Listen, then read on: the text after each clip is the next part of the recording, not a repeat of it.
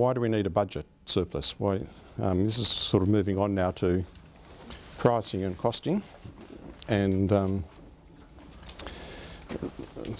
sometimes there's been a perception that not-for-profit organisations aren't entitled to make a profit, or a perception that you really need to spend all your money this year because you fund it for the services you have to spend all this year. Now that's, under the new model, there's a recognition that might not always be the case. And if you look at the policy, I don't have a copy here, but the Delivering Community Services Partnership Policy, it goes through these things. And one of the things it does say is that you need sustainable funding. Now, someone mentioned sustainable funding earlier on, and that's defined by being able to continue the long term. So you want to be thinking long term, and the government's contracting 5 years out. They don't want you going broke over that 5 years. I think there is a recognition that to duplicate the services provided by not-for-profit sector would cost the government a hell of a lot more than what they're paying, and they want you to continue. So there is that interest. And that, to do that, the policy says that you need funds to provide for the full cost of services, important, and be able to attract staff, as mentioned before, and manage risk, which I talked about, and I'm going to talk about more, but providing for risk is a really important thing to do. And that's in the policy. So just as a premise, that's what I'm working on. When we're talking sustainability, as I said, risk is important.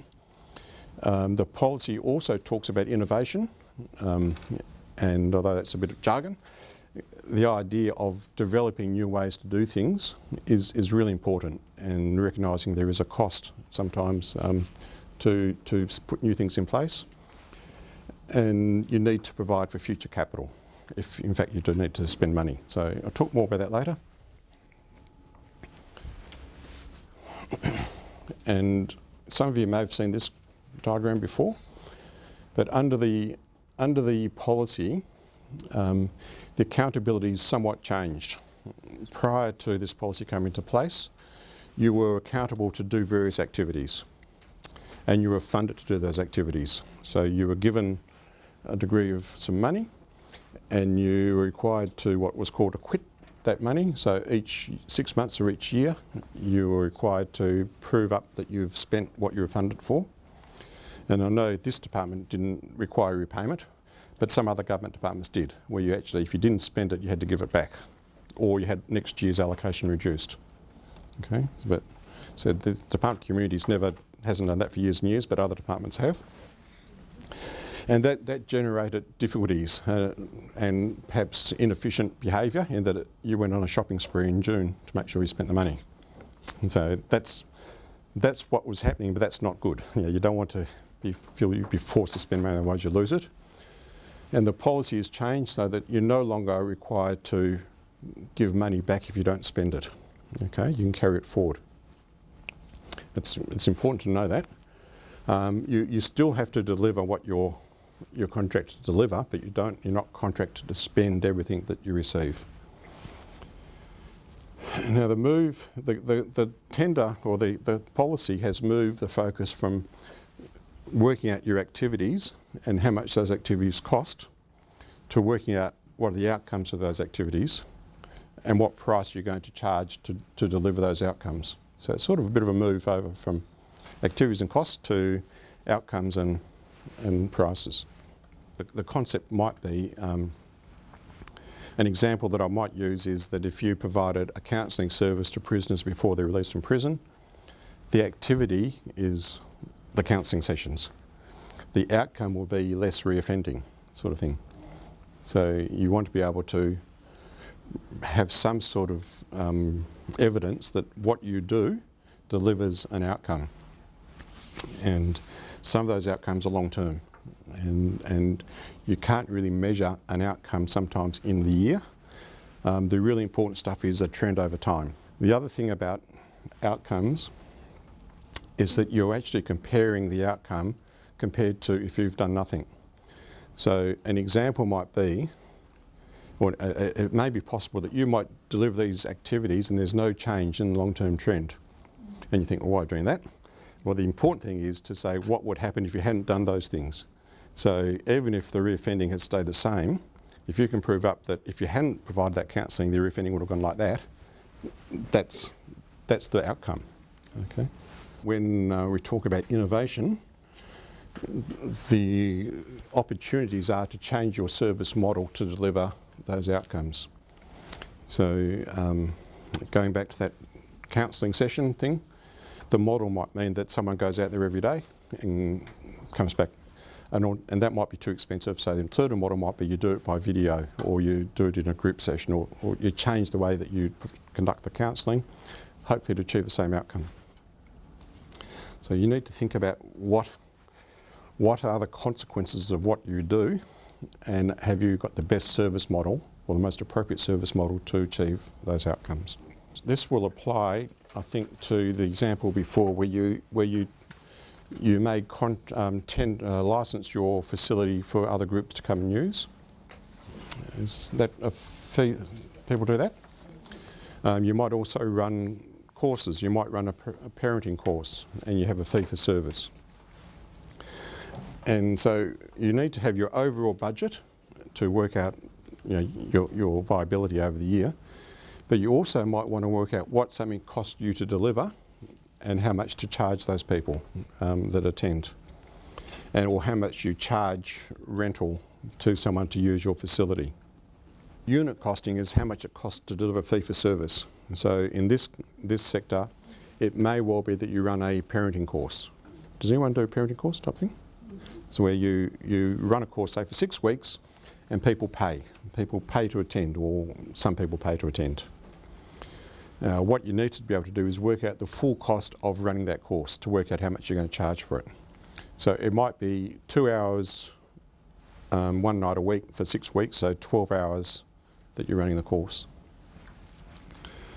And you might have someone in charge of doing it, and that person might get paid $50,000 a year, which is $25 an hour if you do the sums on that. So working out your cost of that, it's not just 12, if it's say 6 weeks, 2 hours, it's not just 12 weeks by $25. You certainly have to build in your on costs, which I've got a spreadsheet to show you, which would prove up on costs by the time you build in leave and everything else to being around about 30%.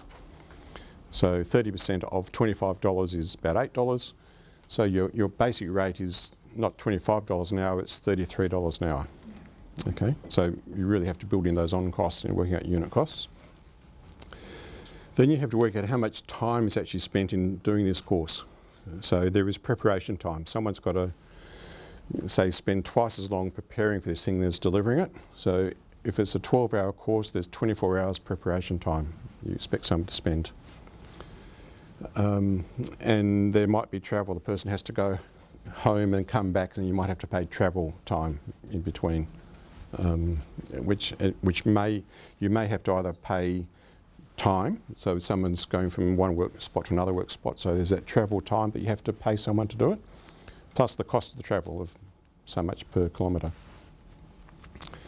There's a whole lot of contract administration. There are people that are going to have to register, so you're going to have someone sitting there taking people who are going to attend and all that sort of stuff, and you've got to build that cost into your total costs. There'll be people that don't turn up, so you have to factor in who's not going to turn up, and on the premise that if they don't turn up, they don't pay, you have to increase your prices to build in that cancellation thing. Alternatively, you need to have a policy on cancelling so that if people don't give enough notice, then they pay anyway. Then other direct costs, so you have to give people tea and coffee when they come to these sessions, so you work out all that cost. And you have to work out a share of you don't have to, but it's important to at least know a share of the overheads. So if you're renting out a room, knowing how much the rental is, a proportionate share of the rental. If it's run at night after hours, and even though it's after hours, you have to have the whole place lit up with lights, then you want to have some idea of what the power cost is to do that. So as best you can, work out all the additional costs directly related to that service and work out a share of overheads. And probably even a share of if you've got a project person doing this, the CEO or the accountant or the payroll people still a cost that you might want to allocate some of that cost to this as well, to know what it's costing. Okay? But it's really important to know what things cost, and it's really important to take up particularly time, salaries, the amount of time that people spend preparing and administering, so taking orders and sending out bills and all that sort of stuff. There might be other costs though that aren't in your budget that you need to think about. Okay? Now, severance pay, these are costs that you might incur in the future. Now, severance pay, you might not budget that in because the funding body might not pay it anyway, or might be excluded from your costs. But you still need to build in, so therefore you don't have your budget, but you might want to know what the consequences are. So work out the possibility of having severance pay. You might have a whole lot of accommodation costs. Now that could be that if you lease somewhere, when you finish that lease, you might have to make good, you might have to change the furniture around and repaint it and have quite a cost at the end. So you don't want to be paying all those sort of costs at the end of the term without making provision throughout each year. Okay? And that also applies to rental arrangements or leasing arrangements where you work out what you're going to be charging someone, build into the fact that after every 5 years you have to do a major refurb, so therefore you add on that cost throughout the full 5 years. You might have subsequent insurance obligations at the end of your, when you stop doing something. If you work in a hospital, if you run a hospital, you have to, and you stop providing a service, you still need insurance for a number of years afterwards in case you've made an error or been negligent in some way. Someone might come back and sue you for that. Just get a feel of what run-off insurance will cost you and build that in. It's not a major thing, but it's an important thing to understand. And as I said before, measuring outcomes is really important. So that may mean that you now need to put in place some way to capture information that you haven't captured before, which might be through surveys or questionnaires or some sort of broader study of the consequences or the benefits the kids get in the long term from attending your classes. Okay, now the next type of cost, which may or may not be in your budget, and often is not, is the value of in-kind costs or notional costs. So it's things that you don't actually pay for. Now, good examples of that would be the value of volunteers. So most frequently in this sector, you have boards of management that do it for free. They don't charge you, they're volunteers. And sometimes I know that some of those people actually work long hours to do their role. They actually merge over to being operational and help you with books and everything. So the value of those people helping you needs to be part of the value of your costs. So although you don't pay it out, you need to know what those people's time, what that time is worth. For two reasons. The first reason is when you're working out your prices, you want to know what your service is worth. So even though you don't charge a price to incorporate that, at least you're able to express the value of what you're offering by building into the cost value of those people that volunteer. The other reason why it's really important is when we talk about risk, if those volunteers pull up stumps and say, no, I've had enough, and you have to pay people to do it, then there's an additional cost you're going to have to factor in. So at least understand the value of those services. And it might be more than boards of management. You might actually have parents that come in and help for free. Just know what that value is, particularly if you have to pay someone to do it if they don't do it. Quite often you don't pay rent, or you pay peppercorn rent as part of your arrangements. Now that's fine, and that's great, obviously, but when you're working out your prices, you want to know the value of that rent. So particularly if you're a parenting class, even though you don't pay rent, you want to know the value of the rental so you can work out your price. Okay. Now that might be that you phone around and find out what everyone else has got, or you get a friendly real estate agent, or you just check out the papers and see what the rents are. But at least you want to have a value on that rental. And also, if you own the property, you might have a lot of capital tied up in the building, your own capital. So if your property's worth $1 million, you could put $1 million in the bank and earn $50,000 interest. That's the opportunity cost of having that money tied up in your business. So at least understand what the value of your capital is tied up in your business.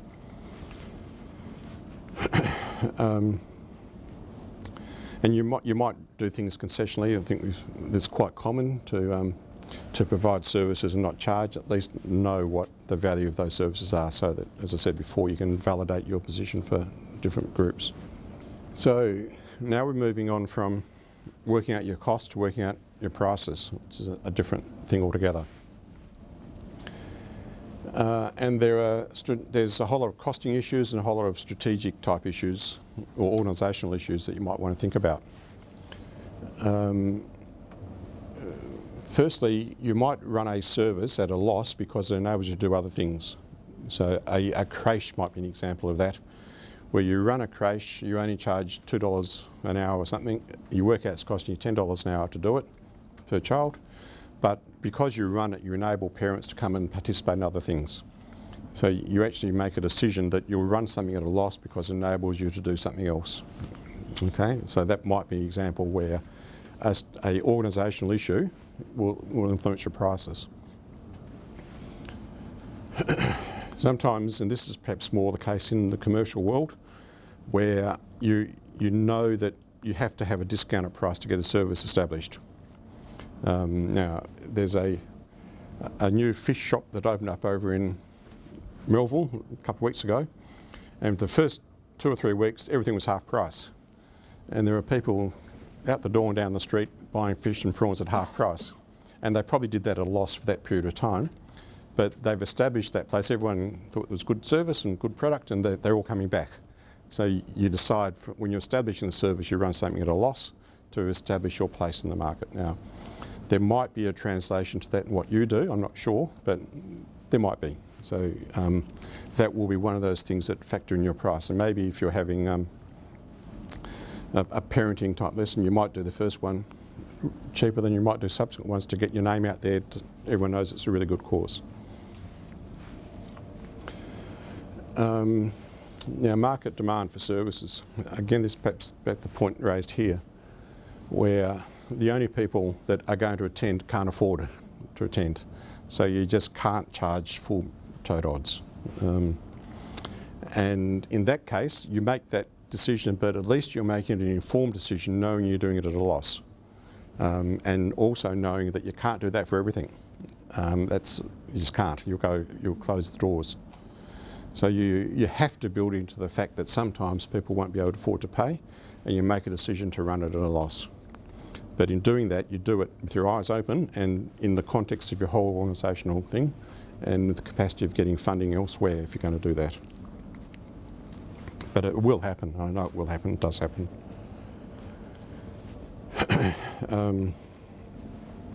There are some groups that can have a market that is prepared to pay. Now, in the commercial world again, for some reason, Apple make telephones that everyone has to upgrade every time a new one comes out. So even though, as far as I can tell, a telephone's a telephone, some people always want to line up around the corner and buy a new phone on the day it comes out. Now, if you've got that situation, good luck to you. But there will be circumstances where you can charge way more than what it's costing you because the market is prepared to pay that.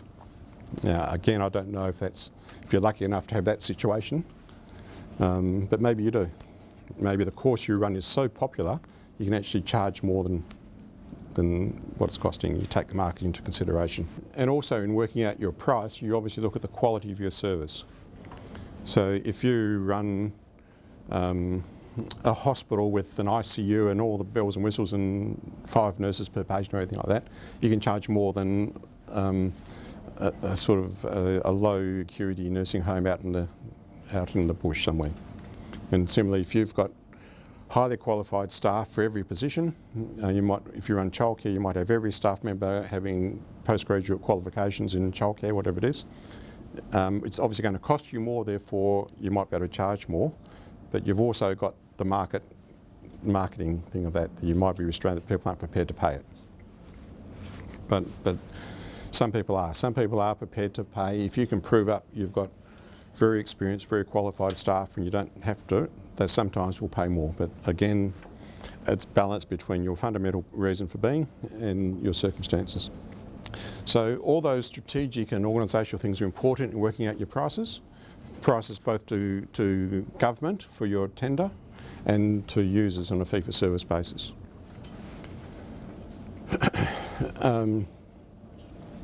Then when you're working out your costs, this is sort of going over what we said before, at least you have to recover you don't have to, but it's really good if you recover your current costs. So that if you're leasing out a room to someone and that group's got not much money, at least try and recover what it's costing you to do it. I think that's a good principle to follow. One, it will ensure you some sort of viability, but often what people get for nothing they don't really value as much, and putting some value on it's important. Look at infrastructure and overheads. So it might be that you've got a big enough facility that's got a couple of rooms that are doing nothing at the moment, and you could implement a new off those rooms for someone else to use, and it has no effect on you. So that's really important. So if you've got the capacity to do extra stuff, that will influence your price. And as I said, you understand the in-kind or notional costs. So it might be that there were some not-for-profits that a lot of their services are based on volunteers. That's basically a volunteer type service. And therefore it's important to understand the value of the work of those volunteers in working out your price. And your future cost considerations and your cash flow. Again, cash flow is really important, and part of your price setting you need to build into your cash flow deliberations as well. So that's sort of your prices and your costs, and as I said before, income less expenses is your margin, and you need a margin. So you need to be thinking about making a profit in the long term. Now, reasons for that. Number one reason is risk. Things go wrong. It's Management 101. Stuff happens that you don't expect to happen. You lose funding. The storm that we had the other day comes through and a tree falls on your patio and it's not insured, whatever. You know, you have things unexpectedly happen. And you need a margin to deal with those things. Every organisation has things happen they don't expect to happen. Everyone. So you need to be able to ride the bumps, okay? And the way of doing that is to making a surplus so that you actually generate some funds.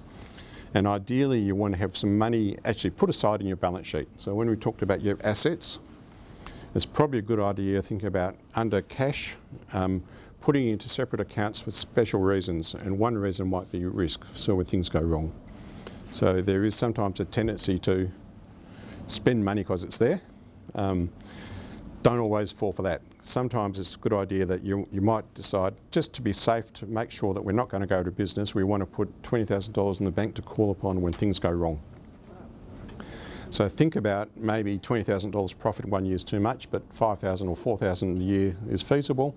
Think about over 5 years building that up to $20,000 and only using it for risk type things, so that either management or the board don't decide, oh, we've got this money, let's spend it. It's there for a reason, and it helps you ride the bumps. And having some sort of capacity there in case you lose funding or there's a change in government and a new government decides that this policy is not the go, or whatever might happen, at least you're covered for a degree. But the other thing about not-for-profit doesn't mean you don't make a profit. The term should be not-for-profit distribution to shareholders. You're not allowed to distribute people to make money out of it from holding an ownership thing in an entity. So you do need a margin for risk. And again, I said it's really important that, I think it's important that your board or management committee looks at risk items as part of your budget thing. And once a year, you might, as part of that process of your risk management, is to work out how much do you think you need to put aside for things that might go wrong. And also develop a policy of having that in the balance sheet so that staff can't or management can't change to come and suddenly spend what you've put aside, so it's there for a reason and some stability. Next thing is margin for innovation. Now again, the policy does say that it's really important that you are innovative, and you need to be innovative to develop new ways of raising money, of fees and things, but also looking at your service model to make sure that again, you're accountable for these outcomes, and there might be other ways to achieve those outcomes. So thinking of new ways to do stuff. And to a certain point, innovation is part of your jobs anyway, so it's not an additional thing you need to do. But when you get around to doing it, sometimes you need money to do stuff. So you might decide to open a new building, so someone's got to go around and get a licence and get all this extra stuff before you start getting the money in. So you do need, it's sometimes called seed capital, or it's got different names, but having some money put aside to maybe get a consultant in to assess the viability and that sort of stuff, and prepare a tender. Tenders are expensive, so that you've got some capacity to do new stuff or to evaluate what you're doing, and that often comes out of your surplus. But it's a really good idea to have in your balance sheet money put aside for risk and money put aside to do new stuff, and whatever the term is, innovation fund, or people use different things. But just knowing that you have capacity to do new things if the opportunity arises. Because often that's, if only we had the money we could do this. I'm saying, think about providing a margin that enables you to do that. And sometimes boards and management want to spend everything as soon as it's there, and there's no reason not to if you don't have a policy to give direction about why you want money put aside for different things. So think about having some of your income for meeting risk and for doing new stuff. And said before, that income earns income, and that income can be reinvested in those funds to cover inflation type things. Or it could be used for other things too. It's up to you how you do that. A third reason to having a margin is capital. We talked about that earlier, that sometimes you need, your capital is not part of your operating budget, so you need to replace assets, and sometimes the assets that you need to replace are a lot more than what they cost you 5 years ago. And quite often capital items of this sector come from Lottery West or from the department, but certainly for Lottery West, if you've got a contribution to make, you get a much more friendly year. So if you're going to buy a bus for $100,000 or $50,000, if you've got $10,000 of your own money, you're likely to get a better result, or it might be an easier negotiation. So there's nothing wrong with putting aside some money for future capital, even if you don't know what that capital is at this point. If you decide you need a bus now and you need it next year, if you haven't been saving up sort of thing, then it's much harder than if you start putting a bit aside now, you will have more money then. Now you're responding to a tender, and there's two types of tenders you might respond to. You might be saying you're offered $50,000, so how are you going to achieve what you're going to do for that? Or it might be that you say you need to deliver these services, what's your price for doing that? Sort of understand the difference. Now for the Department of Communities, they've elected to have a fixed price tender, so they're specifying the price. So I'll come to that in a minute, but if you respond, say, to the Department of Health, they often have open tenders where you just tender to submit to provide a service, so you have to work out how much your price will be to deliver that service. So again, it's understanding your costs and your in-kind value and future costs, and then you determine your price for all those reasons I said. So at least having that sort of process to work out a price that you'll tender to deliver a service. So if you do decide to respond to another government tender, think more than what the costs are, think about the price that you're going to deliver. However, Department of Communities have elected to issue fixed price tenders, and that's really good in lots of ways, in that it's acknowledging that everyone's service is valuable. There is a fixed amount of money, they can't make more money than they've got, so they've determined to provide a fixed price tender. So it's still a bit backwards in saying, here is the price that you're getting, what can you deliver for it type thing. And so what do you do if you've done all your costing, your pricing, and it's way more than what they're offering, which happens. that might happen. So to build in all these margins and things, it might not work first time around. It just might not be enough money. So what do you do? The first thing you can do is reduce the level of activity. So if you're open for 5 days a week, you realise that there's not enough money to continue to do that, maybe you go back to 4 days a week, if that's possible. Now that is problematic, and sometimes just can't do that, but it is something to think about of reducing the amount of services you do provide to come within that budget and still provide some margin at the end of the day. Okay. Secondly, you might adapt your service model. So whatever your model is of providing one-on-one counselling or providing whatever, I can't think of off the top of my head what you might do, but a child art class, whether or not you you might currently have an art class where you have 3 people walking around teaching people how to draw, and this sounds like a bit dismissive, but it's not. Another thing might be where you just have one person out the front teaching people. So the way in which you deliver your art class, you might come up with a different model to deliver that art class. Further, you might adapt your service model. So rather than having PhD qualified counsellors, you have graduate counsellors, providing they can deliver the same level of service. And potentially they're cheaper or not as expensive to employ. Fourthly, there will be times when you adjust your pricing model because people can't afford to pay. So there are times when you run things at a loss, but you only do that knowing the consequences in the long term. If you do it for everything, you're going to go out of business. So it is there. You can play with your margins a bit, but just be aware of the consequences of doing that. Next, you implement supplementary fees. So where people currently you don't charge people, maybe there's an opportunity to charge people. Or maybe where people pay a token amount, you charge them a more commercial rate. And it absolutely depends on their capacity, we know that. But there may be opportunities. And there may be opportunities to charge for some things and not others, more for others. So only, it's really, you need to analyse what you do and work out whether or not that capacity is there. Then you think about alternative source of income. So there's complementary or other fees for what you currently do, but maybe you can do other things like renting rooms out or running another art class for people that can afford to pay, or just finding other ways of generating income. And ultimately understanding the consequences of what you do. Primarily what's happened is that the department's got so much money and they want to make the most of it. And they want everyone still to be in business. And that's why it's this fixed price tender.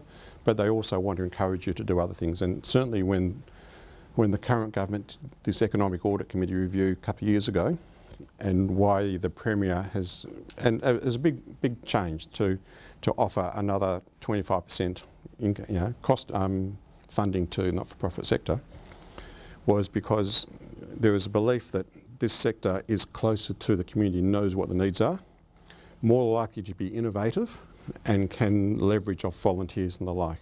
So there's a real want for the sector to progress, and therefore developing other sources of income to help the sector develop is a good plan. There's nothing wrong with that. It's in fact to be encouraged.